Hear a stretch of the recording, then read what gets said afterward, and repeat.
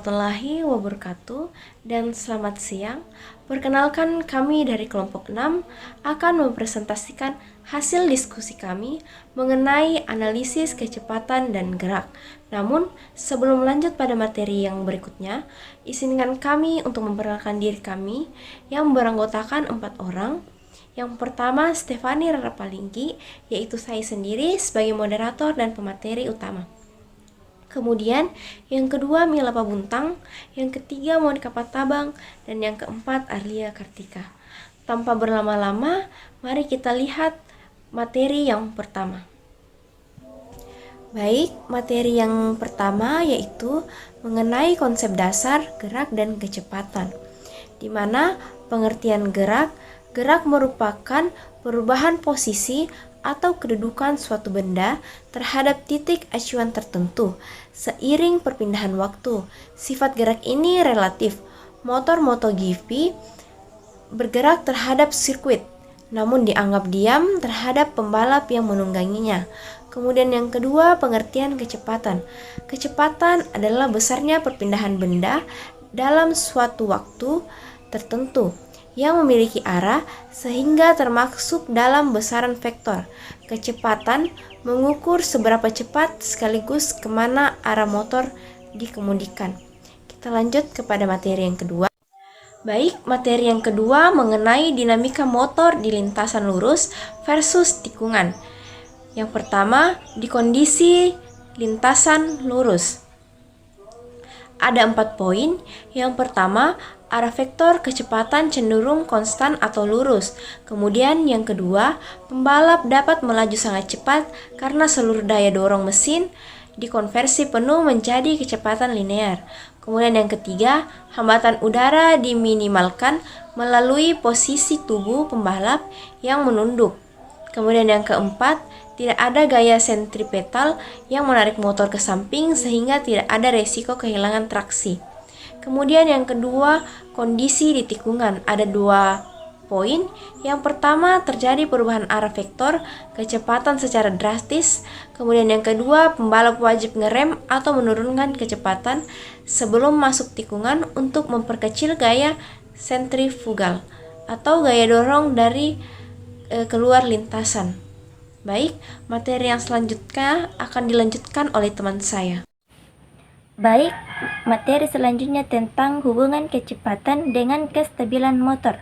Yang pertama, efek giroskopik. Kecepatan berbanding lurus dengan gaya stabilitas giroskopik dari putaran roda. Di lintasan lurus, makin tinggi kecepatan, makin kuat efek giroskopik yang membuat motor stabil dalam posisi tegak. Kedua, teknik menikung atau memiringkan motor. Saat menikung, kecepatan memicu gaya sentrifugal. Untuk mengimbanginya, pembalap memiringkan motor ke arah dalam tikungan.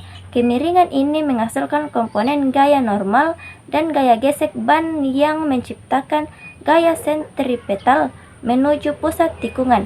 Menjadi pusat massa tetap seimbang. Makin tinggi kecepatan menikung, sudut kemiringan harus makin besar. Adapun pengaruh percepatan dan perlambatan atau manajemen gas dan rem, yaitu perlambatan atau pengereman. Mengerem memindahkan distribusi beban motor ke bagian roda depan. Jika dilakukan terlalu mendadak di tengah tikungan, ban belakang akan kehilangan traksi dan motor menjadi tidak stabil. Percepatan atau menarik gas. Menarik gas memindahkan beban ke roda belakang dan menghasilkan gaya dorong ke depan, dilakukan secara bertahap saat keluar tikungan untuk membantu menegakkan kembali posisi motor secara dinamis. Kontrol yang halus. Semua kontrol gas dan rem harus dilakukan secara halus agar keseimbangan gas fisik tetap terjaga dan tidak mengancam keselamatan pembalap. Terima kasih. Baik, selanjutnya yaitu resiko kecelakaan akibat kecepatan ekstrim saat menikung. Jika kecepatan motor melebihi ambang batas gaya gesek statis maksimum antara ban dan aspal, pembalap akan kehilangan kendali dan mengalami 2 potensi kecelakaan, Yang pertama ada low side crash, ban kehilangan cengkraman karena motor miring terlalu ekstrim melewati batas traksi dan menyebabkan pembalap tergelincir jatuh ke arah aspal dalam tikungan. Yang kedua ada high side crash, ban belakang sempat kehilangan traksi namun tiba-tiba mencekram aspal kembali secara mendadak, melemparkan pembalap ke udara dan melewati bagian atas motor. Baik, berikutnya ada rekonstruksi di taktis atau relevansi pembahasan untuk IPA di sekolah dasar. Fenomena MotoGP dapat direkonstruksi menjadi materi esensial berbasis fenomena konseptual tanpa perlu rumus rumit, disesuaikan dengan kurikulum IPA di SD. Yang pertama ada hubungan gaya dan gerak di kelas 4, di mana menarik tuas rem menunjukkan bahwa gaya dapat memperlambat atau menghentikan benda. Memutar stang dan memiringkan badan menunjukkan gaya dapat mengubah arah gerak benda. Yang kedua ada manfaat dan sifat gaya gesek di kelas 5. Penggunaan ban botak atau slick dari karet lunak pada MotoGP dirancang untuk menghasilkan gaya gesek yang besar ke aspal agar tidak tergelincir. Jika hujan, gaya gesek menjadi kecil. Motor mudah jatuh. Ini menjelaskan manfaat gaya gesek untuk keselamatan. Yang ketiga ada gaya gravitasi dan keseimbangan di kelas 6, di mana pembalap menurunkan tubuhnya dan menggelantung ke samping atau biasa disebut hanging on saat menikung dengan tujuan untuk menurunkan pusat gravitasi agar motor lebih stabil. Hal ini bisa dianalogikan dengan eksperimen botol berisi air dibandingkan dengan botol kosong yang mudah tumbang. Terima kasih.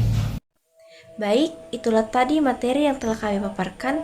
Selanjutnya kami akan membuka sesi tanya jawab dan diskusi kepada teman-teman kelompok lain. Jika ada yang ingin ditanyakan, silahkan. Kami hanya membuka satu pertanyaan satu kelompok. Terima kasih.